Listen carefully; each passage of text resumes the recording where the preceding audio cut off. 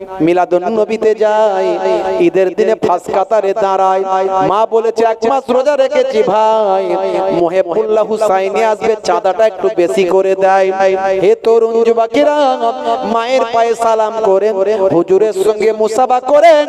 সেমই লাচ্চা খেয়ে রাত্রে 9টা বাজলে চিনু আর পিনু টিনু মিনু এক কাছে হয়ে ভাই আমার পালসার আর ক্যালিবার গাড়ি নিয়ে বলে সবাই একটু পিঠটা বড় গোলায়, আজ একটু লাল পানি চালাই। এই বলে নগরুকরা মার্কেটে গিয়ে শপের সামনে হাতটা গলায় গলিয়ে দিয়ে বলে কাকা একটা লাল পানির বোতল চাই, আছে না নাই? চানাচুর ভাজা দিয়ে, মুরগির কষা দিয়ে, রেল লাইনের ধারে, পুকুরের পারে, নদীর ধারে যখন খায় তখন আবার বলে জানিস না হুজুররা বলে কিছু খেলে বিসমিল্লাহ বলতে হয়। খাচ্ছে মদ, বলছে বিসমিল্লাহ বলে খা। হে তরুণ যুবকেরা, হে আমার বন্ধুরা, শুনে রেখে দিন বাবা, সেই কোরআন মাজিদ যা বলেছেন, নবীর হাদিস যা বলেছেন, আজকের যুগে বিজ্ঞান আর বাস্তবতায় পরিণত হয়। দয়ার নবী বলছেন মাঝে মাঝে ঘরটা নিজে হাতে ঝাড়ু দেবে, স্ত্রীর সঙ্গে ছোট ছোট কাজগুলো নিজে হাতে করবে। ইয়াকুনু ফি মাহানাতে আহলিহি ওয়া ইয়াকুমুল বাইতাম ওয়া ইয়াহলিবুনা সাতাম ওয়া ইয়াকিতা সাওবাহু ওয়া ইয়াকসিফা নালাহু ওয়া ইয়াহমিলু বিজাতিন মিনাস সুক। আল্লাহর নবী মাঝে মাঝে নিজে হাতে ঘরটা ঝাড়ু দিতেন, মাঝে মাঝে স্ত্রীর সঙ্গে ছোট ছোট কাজগুলোতে সহযোগিতা করতেন। মাঝে মাঝে দয়ার নবী আমার ছেঁড়া জামাগুলো পরিষ্কার পরিচ্ছন্ন করে সেগুলো ভাই আমার ছেঁড়া জামা ভাই আমার একটু ফেটে গেছে, একটু ছিঁড়ে গেছে, সেটাকে রিজেক্ট না করে সেটাকে নিজে হাতে সেলাই করতেন।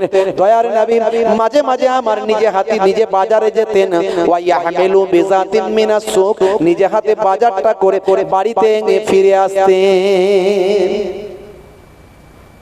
আমি আপনি মাঝে মাঝে স্ত্রীর সঙ্গে ছোট ছোট কাজগুলো করি তো নাকি? করি? হুজুর এসব ওয়াজটা করবেন না। অনেকে বলে হুজুর এই সব ওয়াজ করবেন না হুজুর, সকালবেলা আমাদের ঘরের বউয়েরা বলবে কই গো মুহিবুল্লাহ হুসাইনির ওয়াজ শুনলে তো, মাঝে মাঝে স্ত্রীর সঙ্গে ছোট ছোট কাজগুলো করতে হয়। আমি একটু ব্যস্ত হয়ে গেছি, কাপড়টা ধুচ্ছি, তুমি একটু রান্নার ওই তরকারিটা একটু নেড়ে দাও ভালো ভালো। আমি একটু এইদিকে ব্যস্ত হয়ে গেছি, তুমি একটু ঘরটা ঝাড়ু দিয়ে দাও না গো। বললি তো ঝামেলা হয়ে যাবে। এই যে হুজুর ভালোবাসো, হুজুরের ওয়াজ ভালোবাসো, হ্যাঁ এই তো ওয়াজ শুনেছো, কই ঘরটা ঝাড়ু দিতে অসুবিধা কি আছে? আচ্ছা ভাই বলেন তো, আপনি বলছেন মেয়েদের কাজ, তো কি হয়েছে? কি হয়েছে? মেয়েদের কাজ যদি একটু আমরা করি, তা আমার নবী করেছেন বলে করছেন, কাজটাও করা হবে, সুন্নতের সওয়াবও হবে। জোরে হবে না?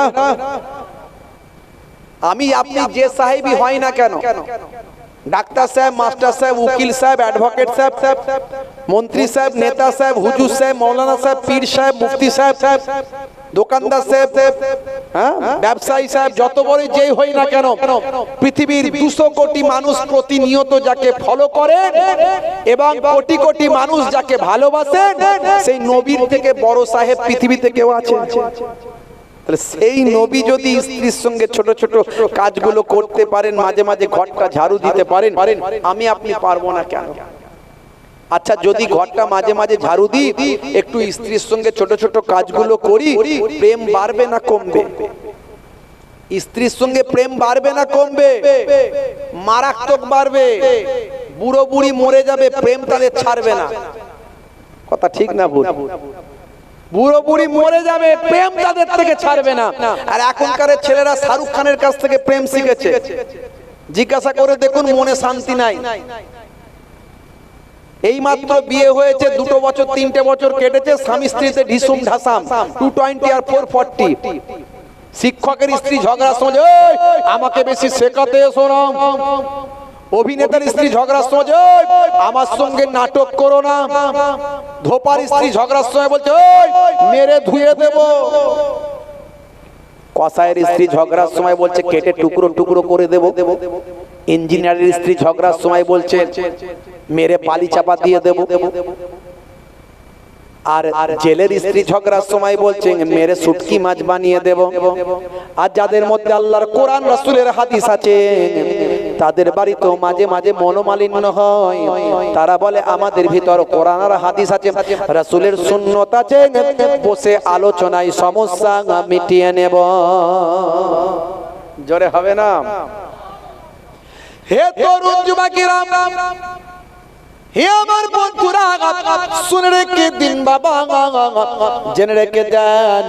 হে মুসলমান, একটুখানি খেয়াল করুন, কোরআন মাজিদ যা বলেছে, নবীর হাদিস যা বলেছে, আজকের যুগে সব প্রাসঙ্গিক, কিন্তু আমরা মুসলমান ঠিক মতো মানি না।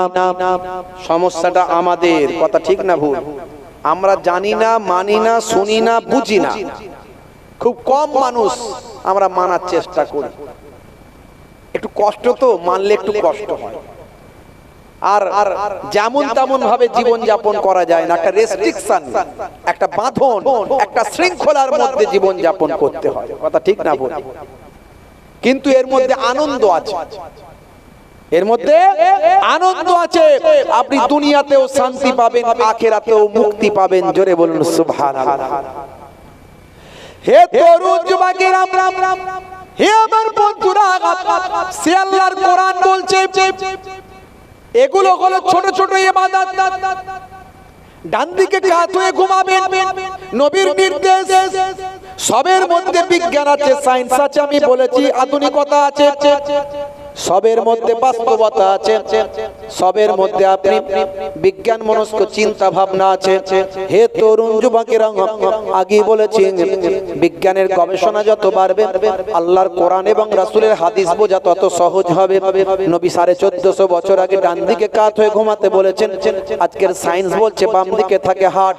হার্টের কি কাজ, এটা আমি অনেক আগে ডিসকাস করেছি। ইন্টারনেট সার্চ করবেন, পাবেন। ইন্টারনেটে অন্তত 20 থেকে 25 হাজার বক্তব্য আমার আছে। একটা দুটো নয়, অনেক বক্তব্যে আমি এগুলো ডিসকাস করেছি, ব্যাখ্যা করেছি। হে তরুণ যুবকেরা, এগুলো সব ছোট ছোট সুন্নত। নবী বলেছেন চেটে বুটে খাবার খেতে, নবী বলেছেন বসে পানি পান করতে, নবী বলেছেন পেচ্ছাপ করে পবিত্র হতে, বসে পেচ্ছাপ করতে, নবী বলেছেন ছোটদের স্নেহ করতে, বড়দের সম্মান করতে, নবী বলেছেন রাস্তা দিয়ে যখন যাবে পেরে কাঁচ ভাঙা পাথর পড়ে থাকলে তোমার চোখে পড়লে একটু সাইড করে দিতে। এই সব কাজগুলোর মধ্যে তুমি সওয়াব পাবে, সুন্নতের সওয়াব পাবে। সুন্নতের ইবাদতটা তোমার নামাজ আমলে লিখে দেওয়া হবে। যখন তুমি কোনো এতিম বাচ্চা পাবে, অসহায় বাচ্চা যদি পাও, তার কিছু তাকে দিতে পারো আর নাই পারো, দিতে পারলে ভালো, না পারলে অন্তত তার মাথায় একটা হাত বুলিয়ে দেবে। এই মাথায় হাত বোলালে তোমার হাতেতে তার মাথার চুল যতগুলো লাগবে ততগুলো সওয়াব তোমার নামাজ আমলের খাতাতে লিপিবদ্ধ হবে।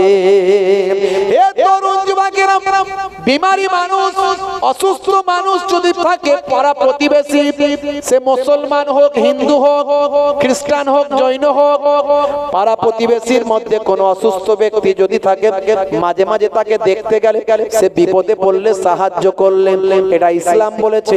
হে তরুণ যুবকেরা, শুনে রেখে দিন, জেনে রেখে দিন। এইভাবে ভাই আমার কোনো মুসলমানকে যদি দেখতে পাই, আসসালামু কাবলাল কালাম, কথা বলার আগে তুমি দাও সালাম, তাকে সালাম দিয়ে কথাটা শুরু করো। আর মুসলিম, হিন্দু, খ্রিস্টান, জৈন, বৌদ্ধ হলে তাদের সঙ্গে হাসি মুখে সুন্দর ব্যবহারটা তুমি করো। দাদা ভালো আছেন, কাকা ভালো আছেন, সুন্দর পোলাইট ব্যবহারটা তুমি দেখাও। এর নাম হলো ইসলাম। ইসলাম বুঝতে হবে, নবী কি শিখিয়েছেন। হে তরুণ যুবকেরা, বেশি উদাহরণে যাব না, এগুলো সব সুন্নত। যাদের ভিতরে সুন্নত পাওয়া যায় তারা কেউ পথহারা হয় না। রাসূলের পথে যারা চলে দুনিয়ায়, বাতিলের বাধা তারা মানে না। নিশীথ রজনীতে সেজদাতে যায়, হুসাইন তাদের নিয়ে ভাবনাতে রয়। বিপদের মাঝে তারা যতই পড়ুক, বিপদের মাঝে তারা যতই পড়ুক, রাসূলের তরিকা ছাড়ে না। যাদের ভিতরে সুন্নত পাওয়া যায় তারা কেউ পথহারা হয় না। রাসূলের পথে যারা চলে দুনিয়ায়, বাতিলের বাধা তারা মানে না। হে তরুণ যুবকেরা, আল্লাহর কোরআন যা বলেছে, রাসূলের হাদিস যা বলেছে, সব আপনার আমার জন্য বাস্তবতার সঙ্গে সামঞ্জস্যপূর্ণ। ভাইরা আমার, তরুণ যুবকেরা, ভাই আমার, দোস্ত আমার, নবী বলেছেন ভাগ্যে ভালো মন্দ যা কিছু হয় সব কোথা থেকে হয়? ভাগ্যে ভালো মন্দ যা কিছু হয় সব কোথা থেকে হয়? জোরে বলেন, আল্লাহর কাছ থেকে। আমরা বুঝি তো নাকি? বুঝি আমরা, কিন্তু কতটা মানি? চাষে যদি ক্ষতি হয়, আল্লাহ এত লোকের জমি দেখতে পায়নি, আমারটাই পেল। বাপ যদি মারা যায়, এত লোকের বাপ ছিল, কারোরটা মরল না, আমার বাপটা উপায় করে আর আমি এখনো উপায় করি না, আমারটাই আল্লাহ তুলে নিল। আছে না নাই? আমরা সব জানি, কিন্তু আমরা ঠিকঠাক মানি না। বুঝতে পারছি? হে তরুণ যুবকেরা, হে আমার বন্ধুরা, শুনে রেখে দিন বাবা, জেনে রেখে দেন। হে মুসলমান, একটু লক্ষ্য করুন, হে যুবকেরা একটু খেয়াল করুন। আল্লাহ বলছেন কোরআন মাজিদে, বান্দা তুমি যেটা ভালো মনে করো হতে পারে সেটা তোমার জন্য খারাপ, আর তুমি যেটা খারাপ মনে করো হতে পারে সেটা তোমার জন্য ভালো। আমরা অনেক সময় আমাদের নিজেদের জন্য খারাপ মনে করি, কিন্তু পরক্ষণে একটু ডিপলি চিন্তা করলে বুঝতে পারি এটা আমার জন্য ভালোই হতে পারে। ভাইরা আমার, তরুণ যুবকেরা আমার, হযরতে ঈসা রূহুল্লাহ, হে বন্ধুরা আমার, হযরতে ঈসা রূহুল্লাহ আল্লাহর নবীর, আমাদের নবীর আসার 500 বছর আগে পৃথিবীর মাটিতে এসেছিলেন। হযরতে ঈসা রূহুল্লাহর জামানায় একটা ঘটনা ঘটেছিল। ঈসা নবীর জামানায় একজন ব্যক্তি ছিল, সে তার স্ত্রীকে খুবই ভালোবাসতো। সত্যি তার স্ত্রীও ছিল খুবই সুন্দরী। সে তার স্ত্রীকে প্রচন্ড পরিমাণে প্রেম করত, মহাব্বত করত, ভালোবাসতো। এমনকি স্ত্রী যদি রাগান্বিত হতো, সে তার স্ত্রীর ভালোবাসায় নিজের সমস্ত রাগকে হজম করে নিত, সবই সহ্য করত, সাবার করত। তারপরও স্ত্রীর সঙ্গে কখনো ঝগড়া করত না, অন্ধের মতো তার স্ত্রীকে প্রেম করত, মহাব্বত করত। হযরত ঈসা নবীর জামানায় ঘটনাটা ঘটেছিল। একদিনকার ঘটনা দেখতে পাওয়া যায়, ওই স্ত্রী হঠাৎ মারা গেল। স্ত্রী ছিল একদিকে যেমন খুবই সুন্দরী, একদিকে তার স্বামীকেও মহাব্বত করত, আবার একদিকে ধার্মিক ব্যক্তিও ছিল। হে তরুণ যুবকেরা, তার স্ত্রী মারা গেল। মারা যাবার পরে ওই স্বামী প্রায় পাগল পারা হয়ে গেল, পাগলের মতো আচরণ করতে লাগলো। তার স্ত্রীকে সে ছাড়তে পারে না। কাফনের কাপড় আঁকড়ে বসে আছে, ভাই আমার, কাফনের কাপড়ের পাশে সে বসে আছে, তার স্ত্রীকে কবরস্থ করতে দিতে চায় না। মানুষজন কয়েকদিন পরে বুঝিয়ে সুঝিয়ে, ভাই আমার, বুঝিয়ে সুঝিয়ে নিয়ে, ভাই আমার, ওই মহিলাকে কবরস্থ করলেন, দাফন করলেন। এই দাফনের পরে কবরের ধারে ওই ব্যক্তি দিনের পর দিন কাটাতে লাগলো। হে জওয়ান যুবকেরা, মানুষজন চিন্তা করলো কয়েকদিন যেতে না যেতে তার প্রেমটা কেটে যাবে, আস্তে আস্তে সে বুঝতে সামর্থ্য হবে। এক সময় সে বুঝতে পারবে তার স্ত্রী মারা গেছে, সে ঘরমুখো হবে, বাড়ি মুখো হবে। কিন্তু না, দেখতে পাওয়া যায় সে এমনই তার স্ত্রীর প্রেমে আসক্ত ছিল, এমনই তার স্ত্রীকে ভালোবাসতো, তার এমনই প্রেম ছিল। দিনের পর দিন, মাসের পর মাস, প্রত্যেক দিন সে তার স্ত্রীর কবরে যায়, সারা দিন না খেয়ে না দে কবরের ধারে পড়ে থাকে। এইভাবে দিনের পর দিন চলতে লাগলো। অন্তত ভাই আমার, বহুদিন এভাবে কেটে গেল।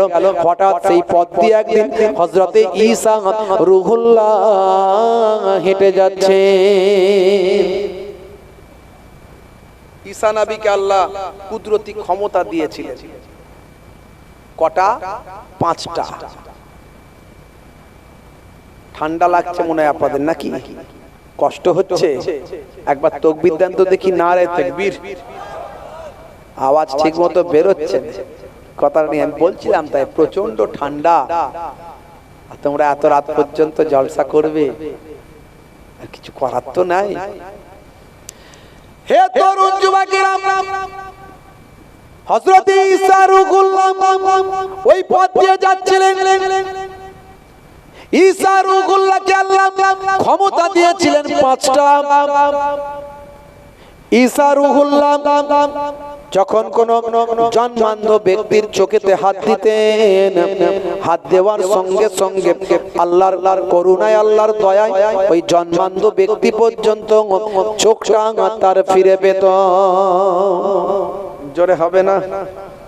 আর সুবহানাল্লাহ বলার ক্ষমতা মনে হচ্ছে নাই, তাই তো নাকি?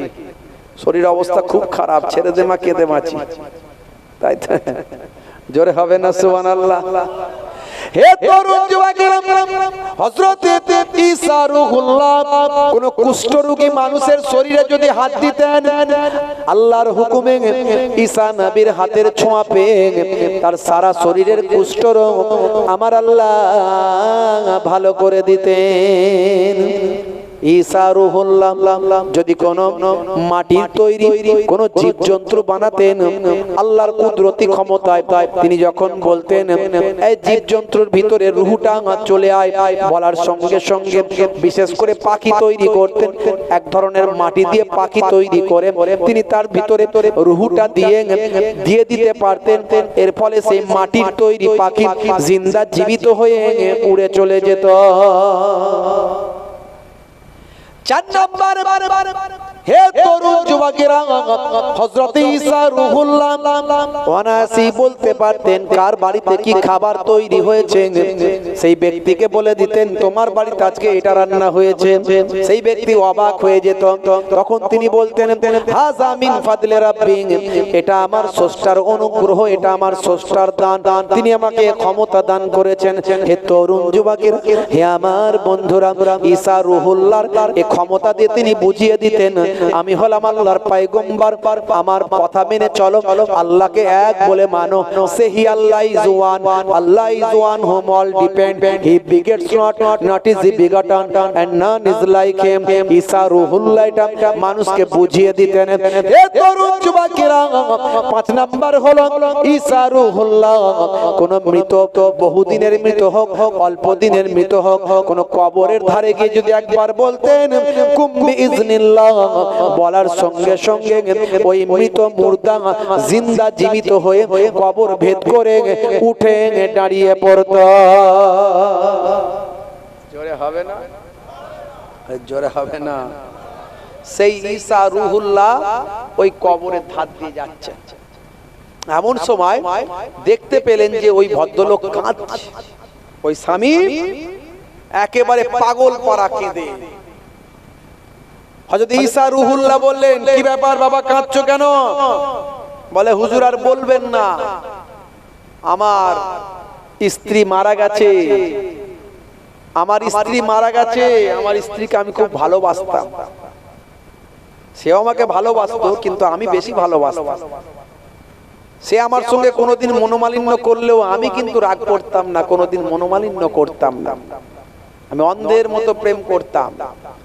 আমার স্ত্রীকে ছেড়ে আমি থাকতে পারছি না হুজুর, বহুদিন হয়ে গেল মারা গেছে, কিন্তু কবর ছেড়ে যেতে পারছি না। হে তরুণ যুবকেরা, হযরত ঈসা রূহুল্লাহ সব কিছু শুনে বোঝানোর চেষ্টা করলেন বাবা ছেলে, আল্লাহ যা করে তোমার ভালোর জন্য করে, তুমি মন খারাপ করো না, তুমি বাড়ি যাও, তুমি কেঁদো না। অনেক দিন ধরে তুমি কান্নাকাটি করেছো, আর তুমি কেঁদো না বাবা, বাড়ি যাও। আল্লাহ যেটা করে বান্দার জন্য ভালো করে। আচ্ছা বলুন তো দেখি, আপনি কাউকে টাকা দিয়েছেন, আপনি কাউকে টাকা দিয়েছেন, অনেক দিন হয়ে গেল, আপনি যদি টাকাটা ফেরত চান, এতে কি আপনার অন্যায় হবে? অন্যায় হবে? আর তার কি উচিত যে ফেরত না দিয়ে লুকিয়ে লুকিয়ে বেড়ানো, না দিয়ে দেওয়া? কোনটা? দিয়ে দেওয়া। আচ্ছা এই যে আমাদের ভিতরে আল্লাহ রূহ দিয়েছেন, আত্মা দিয়েছেন, আমাদেরকে পৃথিবীতে পাঠিয়েছেন আমার আল্লাহ, আমরা সব কার? জোরে বলেন কার? আল্লাহর। আল্লাহ আমাদেরকে পাঠিয়েছেন। আল্লাহ যদি চেয়ে নেন, এটা কি আল্লাহ অন্যায় করছেন? অন্যায় করছেন। যাকে যখন চাইবে তখনই তাকে ফেরত দেওয়া উচিত কি উচিত নয়? জোরে বলেন উচিত। এ তরুণ যুবকেরা, হযরতে ঈসা রূহুল্লাহ ওই ব্যক্তিকে বোঝালেন, বাবা ভাগ্যে যেটা আছে সেটাই হয়েছে, তাকদিরে যেটা আছে সেটাই হয়েছে। তাকদিরে ভালো মন্দ সব আল্লাহর কাছ থেকে নির্ণয় হয়। তুমি বাড়িতে যাও, নিশ্চয়ই এর মধ্যে কিছু আল্লাহর রাজ আছে। বাবা বাবা চলে যাও, বাড়িতে যাও। সেই লোক কাঁদতে শুরু করলো, হুজুর আমি যেতে পারবো না, আমার স্ত্রীকে ছাড়া আমি বাঁচবো না, আমার স্ত্রী যদি না বাঁচে আমি বাঁচতে পারবো না, আমি হয়তো এভাবেই মারা যাব। হযরত ঈসা রূহুল্লাহ বললেন, ঠিক আছে বাবা, তুমি যাবে না বুঝতে পারছি, হবে না যখন, তাহলে শোনো, আমি তোমার স্ত্রীকে বাঁচিয়ে দিচ্ছি। তোমার স্ত্রী আল্লাহর হুকুমে জিন্দা হয়ে যাবে। তুমি তোমার স্ত্রীকে পেলে কি খুশি হবে? বলে হ্যাঁ। তুমি তোমার স্ত্রীকে পেলে কি তার সঙ্গে সংসার করবে? বলে হ্যাঁ। তাহলে দাঁড়াও, অপেক্ষা করো। কবরের ধারে গিয়ে বললেন, এই কবরের মানুষ, কুম বিইজনিল্লাহ, উঠে জিন্দা হোকার খাড়া হো যা। বলার সঙ্গে সঙ্গে একজন আফ্রিকান হাবশি, কালো চামড়া কালো চেহারার একজন গোলাম হাবশি মানুষ কবর ফেটে উঠে দাঁড়ালো এবং ঈসা রূহুল্লাহকে দেখতে পেয়ে বলল, লা ইলাহা ইল্লাল্লাহ ঈসা রূহুল্লাহ। ওই ব্যক্তির সারা শরীর থেকে আগুন জ্বলছিল। সে আগুনটা এই কালেমা পড়ার সঙ্গে সঙ্গে ঝরে ঝরে পড়ে গেল। তার কবরটা ঠান্ডা হয়ে গেল, ধোঁয়াটা বন্ধ হয়ে গেল। আল্লাহর নবীর কালেমা পড়ে সেই ঈমানটা গ্রহণ করে নিল। জোরে হবে না? বলতে হবে নাকি সুবহানাল্লাহ বলো? ভালো কথা শুনলি তো সুবহানাল্লাহ বলবেন, দুঃখের কথা শুনলি তো বলবেন ইন্না লিল্লাহ। তাই তো, এটা তো ঈমানদারের লক্ষণ, বলে দিতে হবে। আর যদি ঘুমিয়ে পড়বেন তো এত রাত পর্যন্ত জলসা করেছেন কেন? রাগ করবেন না, একটু মজাক করে নিচ্ছি। হে তরুণ যুবকেরা, হে আমার বন্ধুরা, হযরত ঈসা রূহুল্লাহ ওই ব্যক্তিকে বললেন, কই গো বাবা, তুমি যে বললে তোমার স্ত্রী, এ তো দেখছি হাবশি গোলাম, আফ্রিকান হাবশি গোলাম, কই গো বাবা তোমার স্ত্রী কোথায় গেল? ওই ব্যক্তি যখন উঠি কালেমা পড়ল, তার শরীর থেকে আগুন ঠান্ডা হয়ে গেল, ধোঁয়া বন্ধ হয়ে গেল, সে ঈমানদার হয়ে গেল।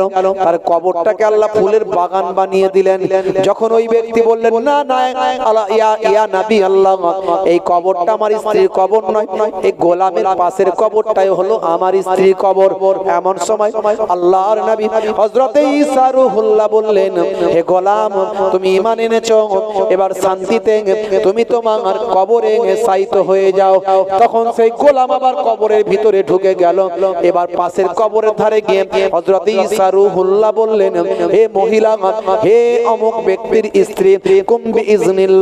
বলার সঙ্গে সঙ্গে ওই মহিলা থরথর করে কাঁপতে কাঁপতে কবর ভেদ করে উঠে দাঁড়ালো। কবর ভেদ করে উঠে দাঁড়ানোর পরে আস্তে আস্তে স্বাভাবিক হলো। হযরত ঈসা রূহুল্লাহ বললেন, কবর থেকে বেরিয়ে এসো, যাও, তোমার স্বামী তোমার জন্য অপেক্ষা করছে। তুমি তোমার স্বামীকে নিয়ে সুখে শান্তিতে বসবাস করো। তোমার স্বামী তোমার জন্য কেঁদে কেঁদে অস্থির। যাও, আল্লাহর হুকুমে আল্লাহ তোমাকে আমার ওসিলায় জিন্দা করেছে। জিন্দা হয়ে গেছে। স্বামী তো স্ত্রীকে পেয়ে পাগল, আনন্দে আত্মহারায়। আরে বাপ, আমি আমার মৃত বউকে আবার ফিরে পেয়েছি। হে তরুণ যুবকেরা, হযরত ঈসা রূহুল্লাহ চলে গেলেন। ঈসা রূহুল্লাহ চলে গেলেন। ওই ব্যক্তি তার স্ত্রীকে নিয়ে কিছুটা গেল। যাওয়ার পরে ওই ব্যক্তি তার স্ত্রীকে বলল, এই বাগানটা সুন্দর জায়গা, এখানে একটু বসো, দুটো কথা বলি। দীর্ঘদিন ধরে তোমার সঙ্গে আমার কোনো কথা হয়নি, আমি তোমার থেকে বিচ্ছিন্ন ছিলাম, তোমার জন্য পাগল পাড়া হয়ে গিয়েছিলাম, শরীর আমার ভেঙে গিয়েছে, আমি কিছু খেতে পারিনি, দীর্ঘদিন না খেয়ে না দে তোমার কবরের পাশে জেগে জেগে কেঁদে কেঁদে কাটিয়েছি। আল্লাহর নবীর ওসিলা আমার আল্লাহ তোমাকে বাঁচিয়ে দিয়েছেন, হায়াত পেয়েছো তুমি, একসঙ্গে সুখে শান্তিতে বসবাস করব। দুটো মনের কথা তোমাকে বলি, আমি বড় ক্লান্ত আছি, তুমি একটু বসো, তোমার জানুতে মাথা দিয়ে আমি একটু বিশ্রাম নিই।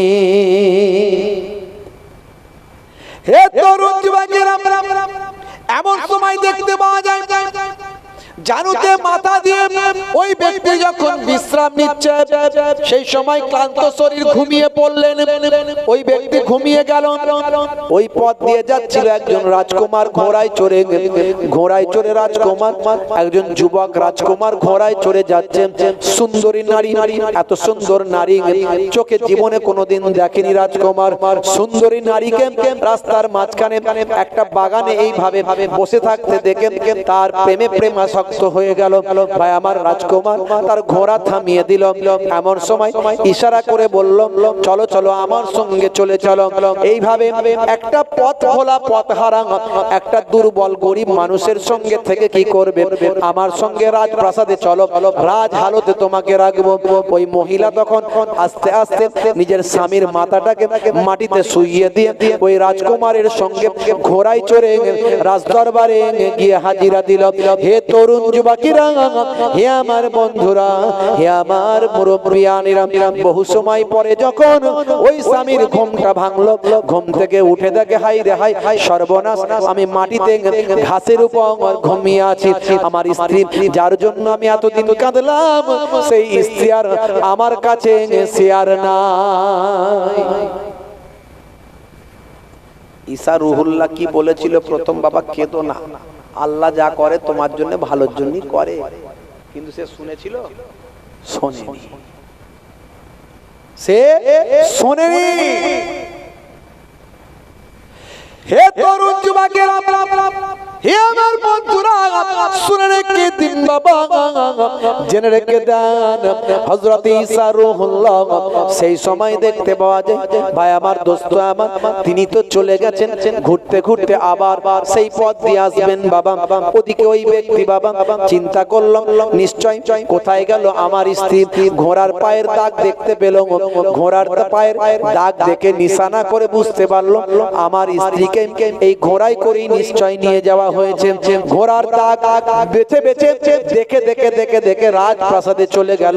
রাজপ্রাসাদে গিয়ে দেখে রাজকুমারের পাশে রাজকুমারীর মতো আমার স্ত্রী দাঁড়িয়ে আছে।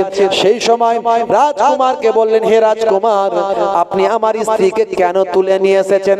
হে তরুণ যুবকেরা, হে আমার মুরব্বিয়ানেরা, রাজকুমার বলল, সর্বনাশ, তুমি এসব কি বলছো, যাও এখান থেকে বেরিয়ে যাও। রাজকুমারীকে তখন উদ্দেশ্য করে বললেন, যুবক বললেন, হে রাজকুমারী, আজকে আপনি রাজকুমারী হয়ে গেছেন, আপনি তো আমার স্ত্রী, যার জন্য আমি এতগুলো বছর এতগুলো দিন কেঁদে কেঁদে কাটিয়েছি, চলুন চলুন আমার সঙ্গে ফিরে চলুন। কিন্তু সেই রাজকুমারী আর চিনতে পারলো না। সে বলল, দূর হাঁটো, তোমার মতো মানুষের সঙ্গে কেন আমি যেতে যাব? হে তরুণ যুবকেরা, এই রকম অবস্থা, একটা সিচুয়েশন, পরিস্থিতি তৈরি হয়েছে। চোখ ভরা পানি নিয়ে যুবক দাঁড়িয়ে আছে। সেই পথ দিয়ে আবার ঘুরতে ঘুরতে হযরত ঈসা রূহুল্লাহ সেখানে এসে হাজিরা দিয়েছে। দিয়ে জিজ্ঞাসা করলেন, বাবা কি ব্যাপার? সব খুলে যখন বললেন, ঈসা রূহুল্লাহ যখন সব জানতে পারলেন, সেই সময় বললেন, শোনো হে যুবক, তোমাকে বলেছিলাম আল কদরে খাইরিহি ওয়া শাররিহি মিনাল্লাহি তাআলা, ভাগ্যে ভালো মন্দ যা কিছু হয় সবই আল্লাহর পক্ষ থেকে হয়। সেদিনে তোমাকে বলেছিলাম, বাবা ছেলে, স্ত্রীর জন্য কান্না করো না, যাও তুমি বাড়িতে চলে যাও, আল্লাহ লেনেওয়ালা, আল্লাহই তো দেনেওয়ালা, সমস্ত ক্ষমতার উপর আল্লাহ সর্বশক্তিমান, আল্লাহ যা করেন বান্দার ভালোর জন্য করেন। তুমি যেটা খারাপ মনে করো, হতে পারে সেটা তোমার তোমার জন্য ভালো, আবার তুমি যেটা ভালো মনে করো হতে পারে সেটা তোমার জন্য খারাপ। বাবা ছেলে, সেদিনই বলেছিলাম, সেদিন তুমি আমার কথা শুনলে না। তুমি জানো না আজকে তোমার স্ত্রী রাজকুমারী সেজে রাজপ্রাসাদে দাঁড়িয়ে আছে, আজ তোমাকে সে ভালোবাসে না। হে যুবক, শুনে রেখে দাও, একজন বেঈমান ব্যক্তি কবর থেকে উঠে ঈমানদার হয়ে গেল। সেই হাবশী যে কালেমা পড়ে ঈমানদার হয়ে কবরটা গোলাপ ফুলের বাগান হয়ে গেল। আর একজন ঈমানদার কবর থেকে উঠে আজকে রাজকুমারের সঙ্গে জেনা ব্যভিচারে লিপ্ত থেকে আজকে সে বেঈমান হয়ে গেল, তোমার থেকে দূরে সরে গেল। বাবা, একজন কবর থেকে উঠে ঈমানদার হলো, আর একজন কবর থেকে উঠে বেঈমান হয়ে গেল। হে রাজকুমারী, শুনে রেখে দাও, তুমি তো আমার দোয়াতেই বেঁচেছো। আমার জবান থেকে আমি দোয়া করেছিলাম, আল্লাহ তোমাকে বাঁচিয়েছেন।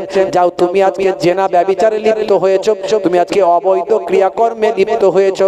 তুমি আগের মতো যেমন মৃত ছিল তেমন মারা যাও। বলার সঙ্গে সঙ্গে রাজকুমারী সেখানে সে মারা গেল। এর নাম হযরতে ঈসা রূহুল্লাহ বললেন, হে যুবক, শুনে রেখে দাও, এ দুনিয়া হলো পান্থশালা, এ দুনিয়া হলো প্রতীক্ষালয়। এখানে আল্লাহ যার জন্য যেটা ভালো মনে করেন, যেটা হয় ভাগ্যেতে ভালো মন্দ যা হয় সবই আল্লাহর পক্ষ থেকে হয়।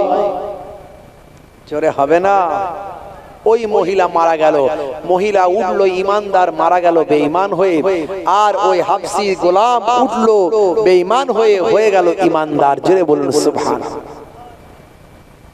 দুনিয়া হলো পান্থশালা, এ দুনিয়া হলো প্রতীক্ষালয়। আর দুনিয়া ও মাজরাআতুল আখিরাহ, দুনিয়া হলো পরকালের শস্য ক্ষেত্র। এখানে যেমন ভালো কাজ করবে তার পুরস্কার সেখানে পাবে। আপনার আল্লাহ কোরআন মাজিদে জানিয়েছেন, বাল তুসিরুনাল হায়াতাদ দুনিয়া ওয়াল আখিরাতু খায়রুন ওয়া আবকা। এই দুনিয়া হলো তোমাদের জন্য ক্ষণস্থায়ী, আর পরকাল হলো তোমাদের জন্য চিরস্থায়ী। জোরে বলুন সুবহানাল্লাহ। হে তরুণ যুবকেরা, হে আমার বন্ধুরা, শুনে রেখে দিন বাবা, জেনে রেখে দেন। হে মুসলমান, একটুখানি লক্ষ্য করুন বাবা। হে তরুণ যুবকেরা, এগুলো হলো ছোট ছোট সুন্নত, এগুলো হলো ঈমান, এগুলো হলো বিশ্বাস, আল্লাহর উপর বিশ্বাস, ভাগ্যে ভালো মন্দ যা কিছু হয় বিশ্বাস, ভাই আমার, ভাগ্য কিয়ামতের দিন বিশ্বাস, ফেরেশতাদের বিশ্বাস, নবী পয়গম্বরদের বিশ্বাস, আসমানি কিতাব সমূহকে বিশ্বাস, এগুলো সব হলো ঈমান। আর ছোট ছোট ইবাদত, ছোট ছোট আমল, ছোট ছোট সুন্নত, এগুলো সব ইবাদত। আর বড় ইবাদত যেগুলো আছে তার মধ্যে সবচেয়ে বড় ইবাদত হলো নামাজ, রোজা, হজ, যাকাত। হে তরুণ যুবকেরা, হে আমার মুরব্বিয়ানেরা, এগুলো হলো বড় ইবাদত। এই বড় ইবাদত, ছোট সুন্নত, ঈমানকে যদি মজবুত করতে পারেন, আমার আল্লাহ কোরআন মাজিদের মধ্যে জানিয়ে দেন, ইন্নাল্লাযীনা আমানু ওয়া আমিলুস সালিহাত কানাত লাহুম জান্নাতুল ফিরদাউসে নুজুলা। ওই সমস্ত বান্দা বান্দীরা যারা ঈমানটা এনেছেন, সেই মতো আমলটা করেছেন, তাদের জন্য আমি আল্লাহ আমার দয়ার জান্নাত জান্নাতুল ফিরদাউস দান করে দিলাম। জোরে হবে না সুবহানাল্লাহ? ভাইরা আমার, তরুণ যুবকেরা আমার,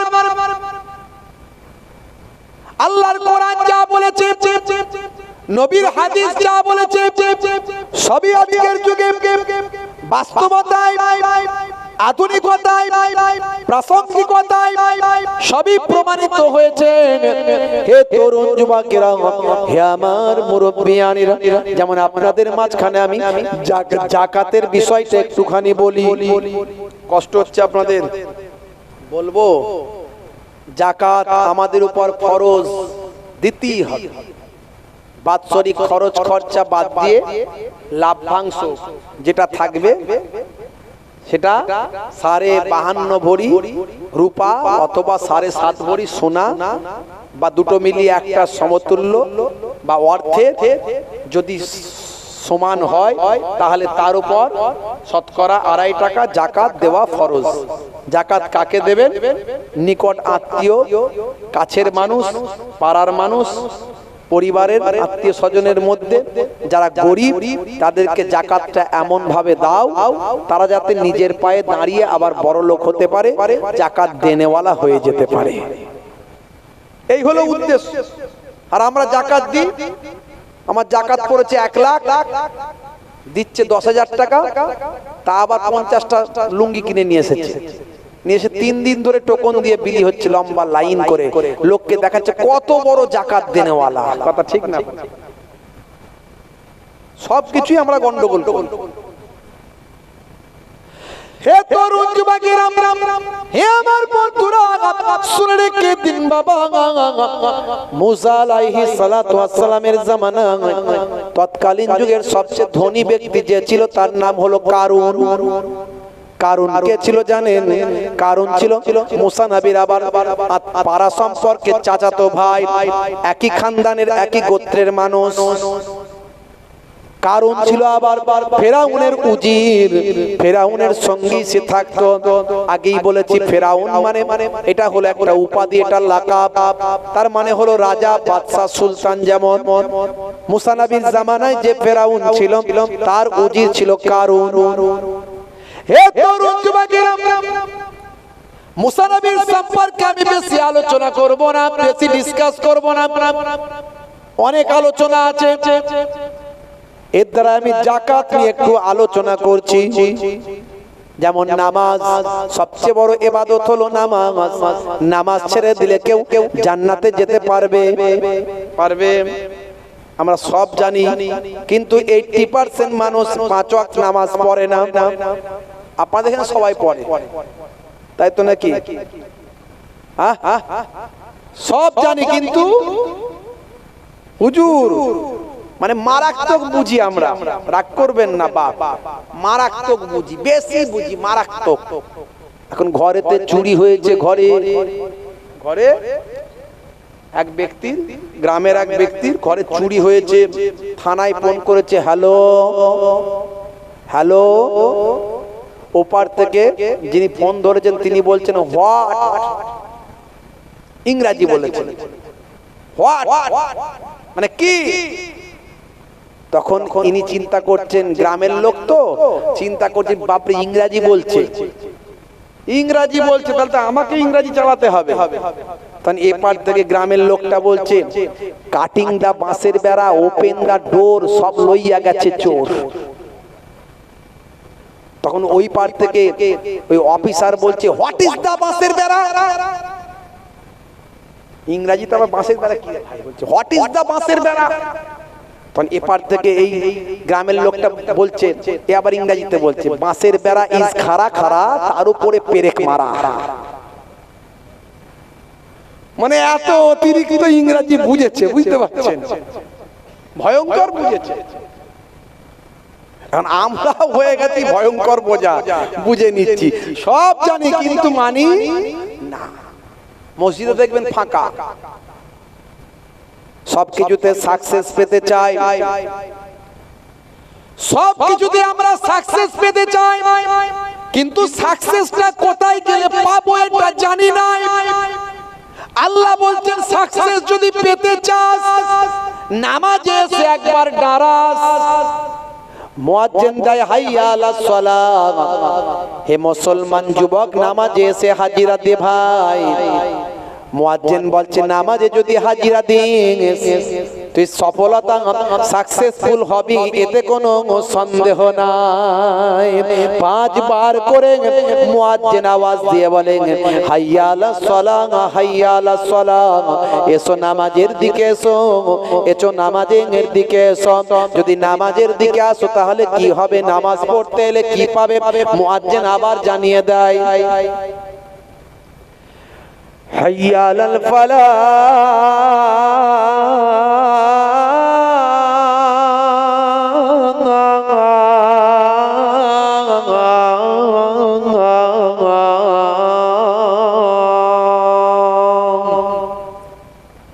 নামাজে এলে সফলতা পাবে।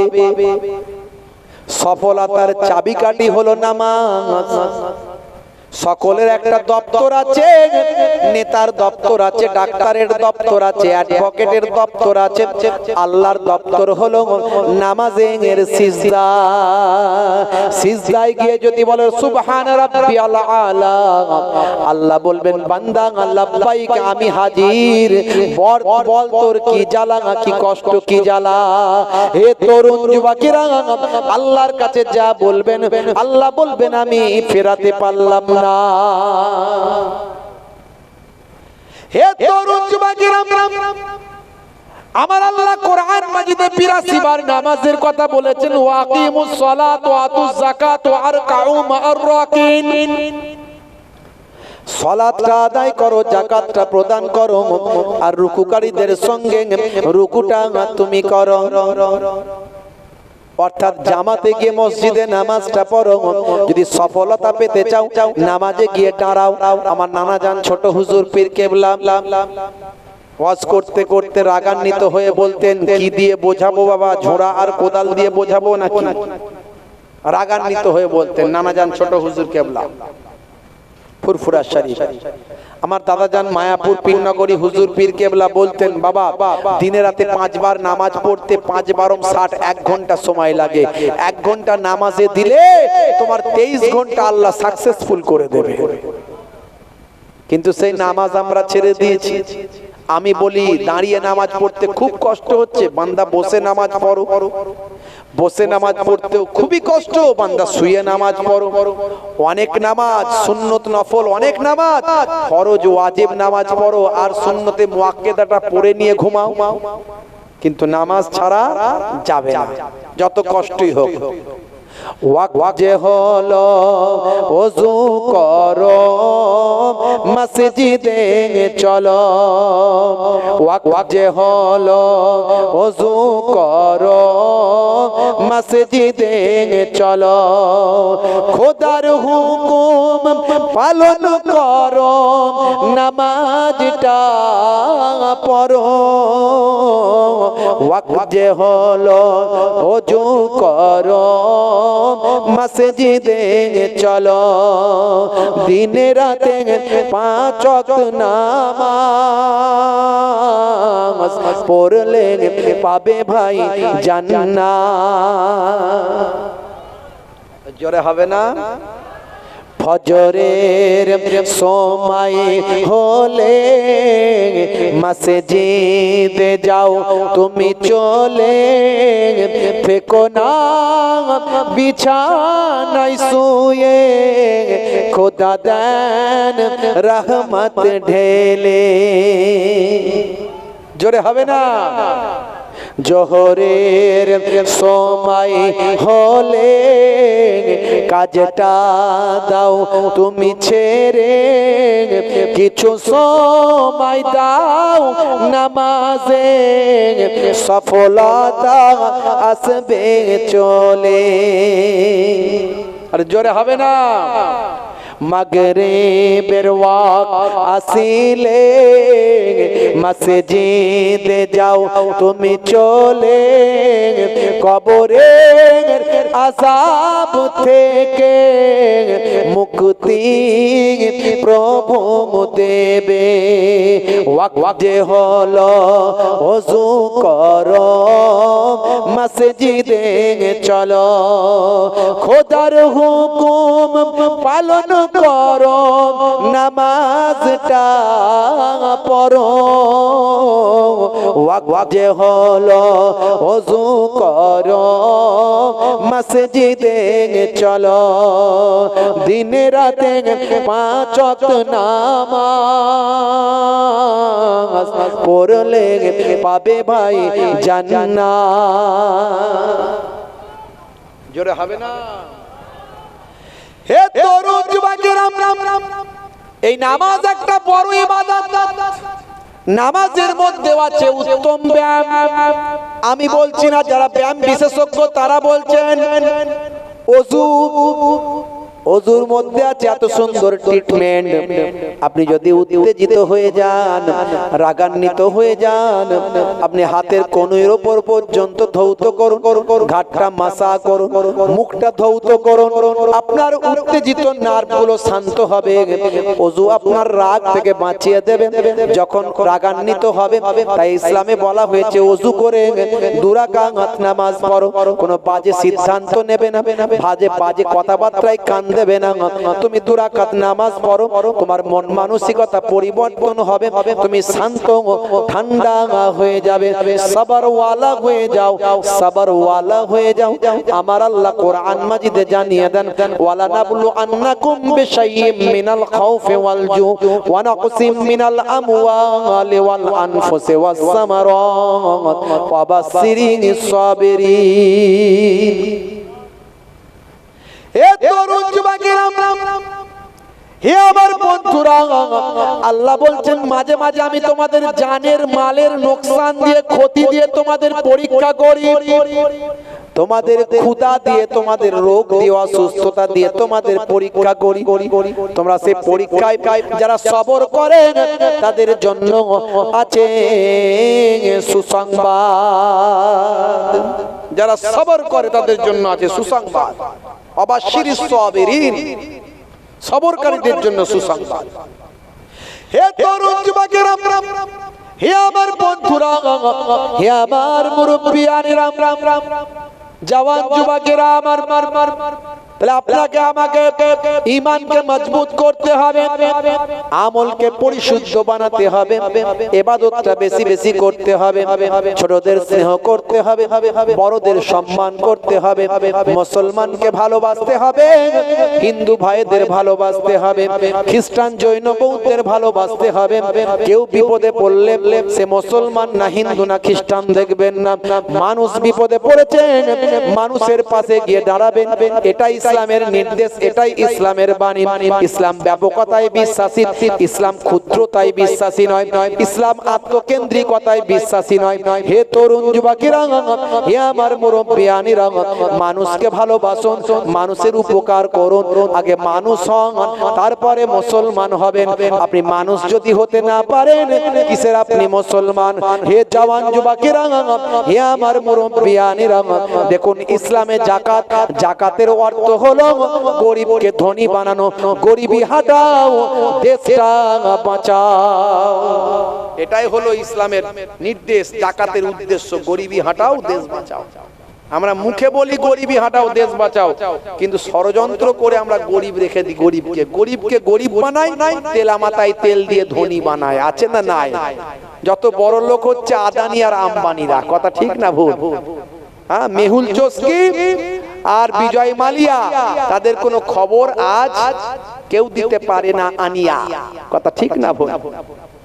আর মাঝখান থেকে আপনি একটা বিস্কুট কিনবেন, তার জিএসটি লাগবে। আছে না নাই? বিস্কুট কিনবেন, জিএসটি দেবেন। কি গো? এটা আমরা বুঝি না যে মূল্য বৃদ্ধি কোন জায়গায় চলে গেছে, বাজারের দাম কত বেড়েছে, আনাজপত্র খাবার উপায় নাই, তেল ডাল থেকে শুরু করে কি অবস্থা। মাঝখান থেকে নেতারা ধর্মের খেলা চালাচ্ছে, বুঝতে পারছেন? এদেশেও চলছে, ও দেশেও চলছে। আবার ওরা একটা ছোট মতো দেশ হয়ে আবার আমাদেরকে হুমকি দিচ্ছে, বুঝতে পারছেন? গায়ে গোশ নাই, গোবরে চর্বি। ভাইরা আমার, তরুণ যুবকেরা আমার, কিন্তু এর মাঝখানে খেলা অন্য। এদেশের মানুষও খারাপ নয়, ও দেশের মানুষও খারাপ নয়, এরাও ভালো ওরাও ভালো, বুঝতে পারছেন? আসলে খেলা চলছে অন্য। ওখানে আপনার সামনে তত্ত্বাবধায়ক সরকার আছে, তাদের আবার ভোট হবে, সেই ভোটে তো তাদেরকে জিততে হবে। জিততে গেলে মেজরিটি পার্সেন্টের ভোট চাই। তাই মেজরিটি পার্সেন্টকে ঠিক রাখার জন্য যা করা দরকার তাই তারা করছে। আর এদেশেও সামনে 26শে বিধানসভা ভোট, বুঝতে পারছেন? এখানেও ভোট চাই।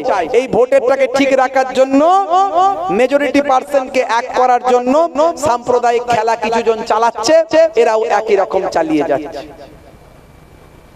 সব কিন্তু গেম, সব কি গেম। মাঝখান থেকে তেলের দাম, নুনের দাম, পেট্রোলের দাম, ডিজেলের দাম, গ্যাসের দাম বেড়ে যাচ্ছে। আমাদের সেখানে কোনো প্রতিবাদ আলোচনা কিছু নাই। কথা ঠিক না ভুল?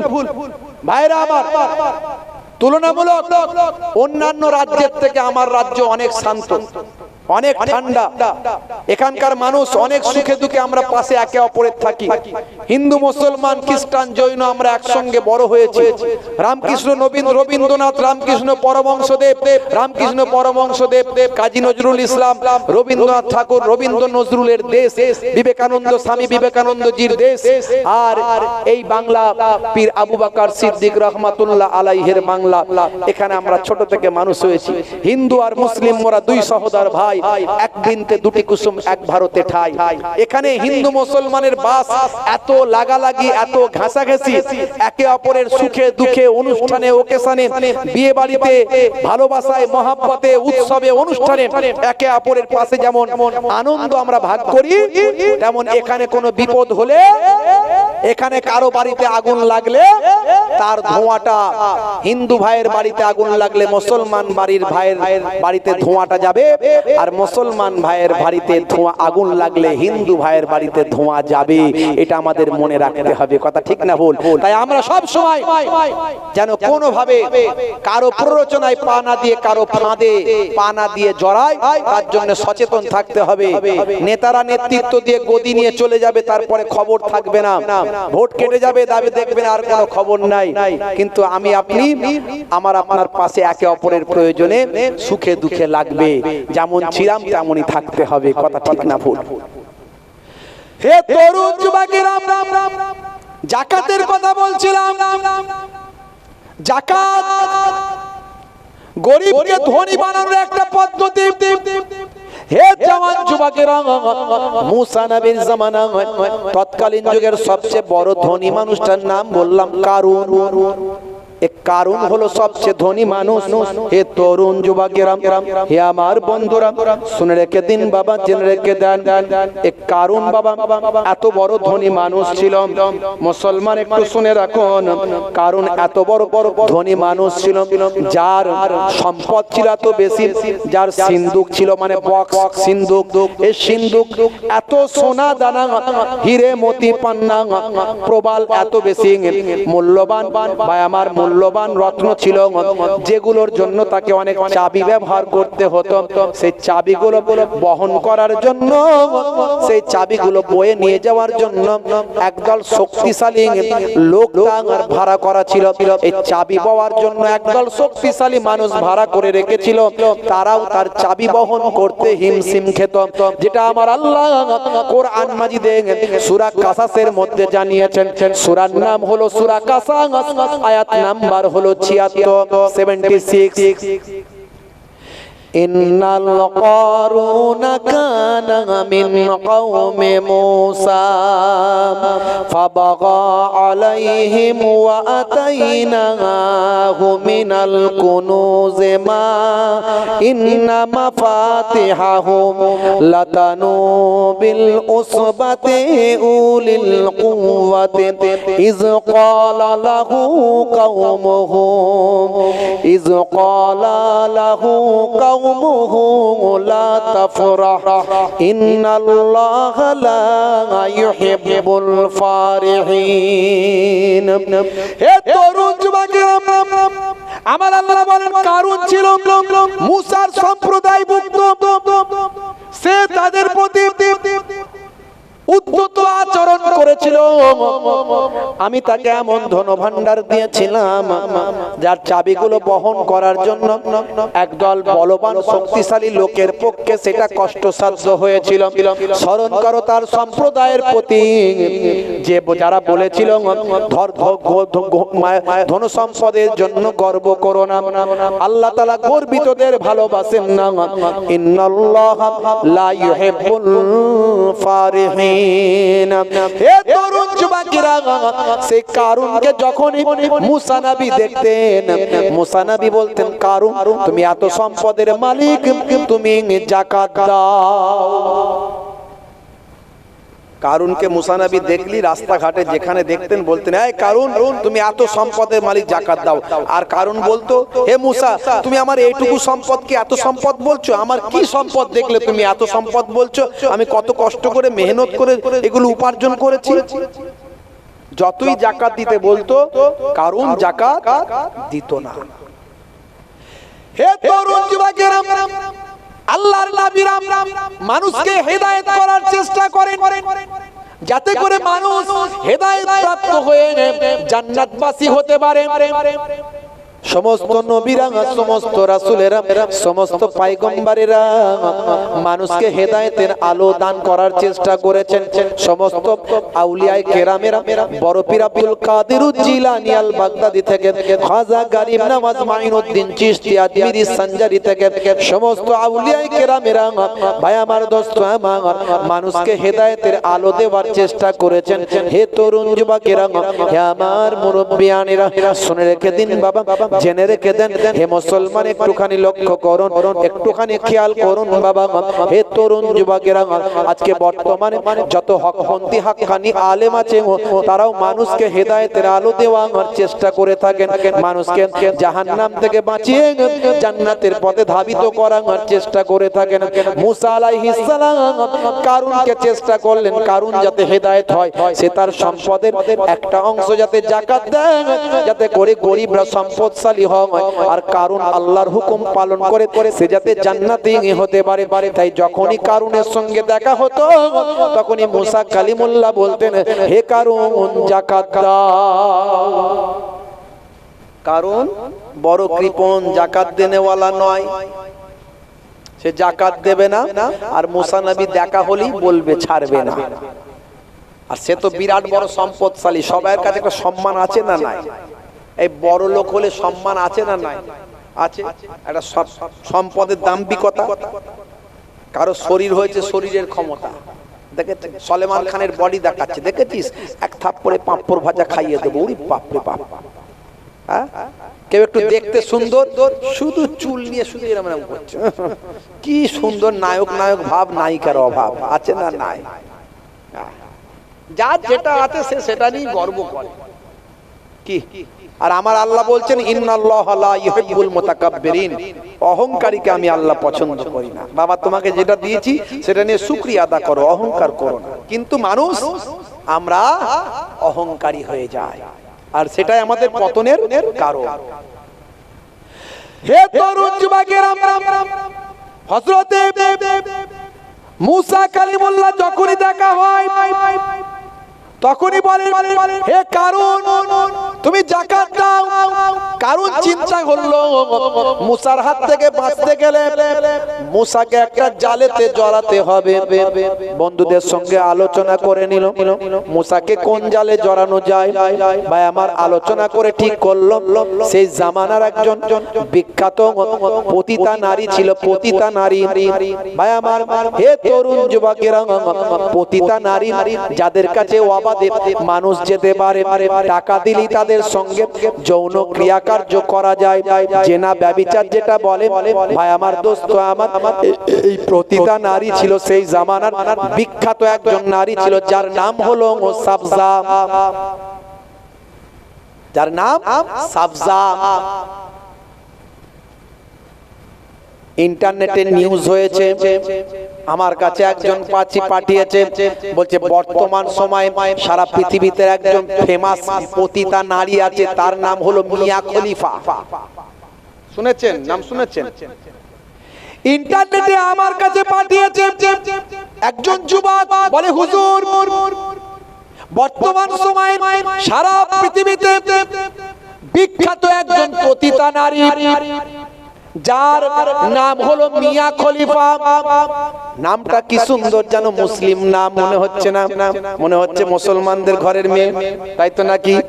ভাই আমার, মিয়া কথাটা মুসলমানদের মধ্যে ব্যবহার হয়, আর খলিফা কথাটা অত্যন্ত একটা মূল্যবান শব্দ, যার অর্থ হলো প্রতিনিধি।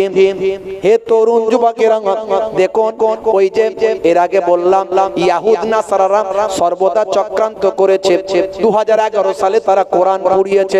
এরকম বারবার চক্রান্ত করে যায়, এটা তাদেরই একটা চক্রান্তের ফসল।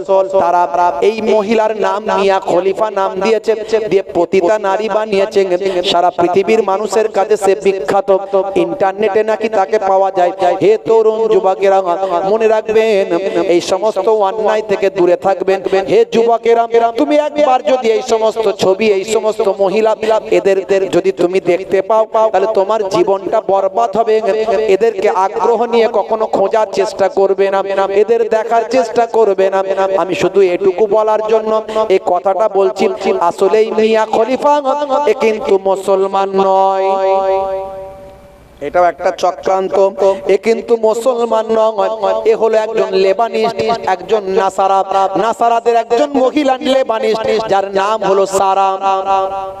হে তরুণ যুবকেরা, হে আমার বন্ধুরা, হে আমার মুরব্বিয়ানেরা, শুনে রেখে দিন বাবা, জেনে রেখে দেন।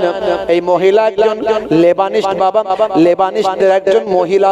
হে মুসলমান, একটু লক্ষ্য করুন, একটু তরুণ যুবকের একটু খেয়াল করুন। ভাইরা আমার, দোস্ত আমার, শুনে রেখে দেন, জেনে রেখে দেন। এর আসল নাম হলো সারা জো চামউন, সারা জো চামউন। এর আসল নাম হলো সারা জো চামউন, কিন্তু লোকে জানে মিয়া খলিফা। ভাইরা আমার, যেমন সারা পৃথিবীতে একজন পতিতা নারী হিসাবে বিখ্যাত। হে মুসলমান, শুনে রেখে দাও, জিনা ব্যভিচার হলো ইসলামের সবচেয়ে নিকৃষ্ট একটা হারাম। আমার আল্লাহ কোরআন মাজিদে বলেছেন, লা তাকরাবুজ জিনা, তোমরা জিনা ব্যভিচার থেকে দূরে থাকো। জিনা ব্যভিচার হলো সবচেয়ে নিকৃষ্ট জিনিস। হে মুসলমান, তোমার চোখকে নত রাখো, তোমার শরীরকে কন্ট্রোল করো, আর তোমার মনোবৃত্তিকে কন্ট্রোল করে নাও। এইভাবে জীবন যাপন করো, তুমি গুনার সাগর থেকে বেঁচে যাবে, নেকির মধ্যে থাকবে, পুণ্যের মধ্যে থাকবে। হে তরুণ যুবকেরা, হে আমার মুরব্বিয়ানেরা, তৎকালীন যুগে মুসা কালিমুল্লাহর জামানায় একজন মিয়া খলিফার মতো পর্ন স্টার ছিল বাবা। ভাই আমার, পপ, ভাই আমার, কি বলবো, পতিতা নারী ছিল। তার নাম হলো সাবজা। সাবজা, কারুন চিন্তা করলো সাবজাকে ফিট করতে হবে। হে জওয়ান যুবকেরা, খুবই সংক্ষেপ করে বলে দিই, কারুন চিন্তা করলো সাবজাকে ঠিক করতে হবে। রাতের বেলা সাবজা ডেরাতে গেল, সেরা ডেরাতে গিয়ে ভাই আমার, কারুন ছিল কোটি কোটি টাকার মালিক। কারুন গিয়ে সাবজাকে ফিট করে ফেললো, তাকে 5 লক্ষ স্বর্ণ মুদ্রা দিল, তার সঙ্গে রাত কাটালো, অবৈধ ক্রিয়া কর্মে মত্ত হলো। ভাই আমার, অবৈধ ক্রিয়া কর্মে মত্ত হলো, এবং তাকে ফিট করে বলল, এই যে 5 লক্ষ স্বর্ণ মুদ্রা দিলাম, হে সাবজা, তোমাকে একটা কাজ করতে হবে। বলে, কি কাজ? এমন সময় ভাই আমার, দোস্ত আমার, কারুন সেই সময় বলেছিল, শোনো শোনো শোনো শোনো। বলে, কি কাজ? বলে, অমুক দিনে অমুক জায়গায় আমাদের যে বড় খোদা, ভাই আমার, যাকে তারা ফেরাউন বলে, সেই ফেরাউন নিজেকে খোদা বলেছিল, আনা রব্বুকুমুল আলা বলেছিল, আমি তোমাদের বড় খোদা বলেছিল। সেই বড় খোদার জন্মদিন, খোদার আবার জন্মদিন, ভালো করে ভাবুন। হে তরুণ যুবকেরা, কারণ বলল, আমাদের বড় খোদার জন্মদিন, রাজ দরবারে জন্মদিন পালন হবে, অনেক খানা পিনার ব্যবস্থা হবে, অনেক মানুষ সেখানে উপস্থিত হবে। আর মানুষ যেখানে হাজির হয়, মুসা কালিমুল্লাহ সেখানে গিয়ে আল্লাহ এবং নিজে আল্লাহ এবং রাসূলের বাণীটা সেখানে জানিয়ে দেয়। মানুষ বেশি হলেই মুসা কালিমুল্লাহ আল্লাহর বাণী বলে সেখানে। এখনকার যুগে আপনারা আমাদেরকে দাওয়াত করছেন, নজরানা দিচ্ছেন, এত সুন্দর লাইটিং, এত ব্যবস্থাপনা, এত সম্মান। তখনকার যুগে নবীদেরকে অনেক কষ্ট করতে হয়েছে, তবে আজকে আমরা এই দিনটা দেখতে পাচ্ছি। বুঝতে পারছো? যেখানে মানুষ জুটতো, সেখানে গিয়ে মুসা কালিমুল্লাহ তাদেরকে গিয়ে আল্লাহর একত্ববাদ, ওয়াহদানিয়াত, দ্বীনের কথা বলতো। তবে মানুষ তাদের কিছু করতে পারতো না, অনেক অনেক কষ্ট দিয়েছে, কিন্তু কিছু করতে পারেনি, কারণ আল্লাহ প্রদত্ত ক্ষমতা ছিল তাদের। মুজিজা আল্লাহ দিয়েছিলেন। মুসা নবী হাতের লাঠি ফেলতেন, বিরাট বড় সাপ হয়ে যেত। কি হাতটা গোল করে ঘোরাতেন, সূর্যের মতো আলো হতো। হে তরুণ যুবকেরা, হে আমার বন্ধুরা শুনে রেখে দিন বাবা, জেনে রেখে দেন হে মুসলমান। খুবই সংক্ষেপ করে বলি, সময় খুব কম, ছোট্ট করে বলে দি বাবা। এমন সময় দেখতে পাওয়া যায় ভাই আমার দোস্ত আমার, কারণ বললো সাবজা আমাদের বড় খোদার জন্মদিনে তুমি সেখানে মেয়েদের প্যান্ডেলে গিয়ে একটা দেওয়ালে ঠেক দিয়ে বসে যাবে। মাশাআল্লাহ আমার ছোট ভাই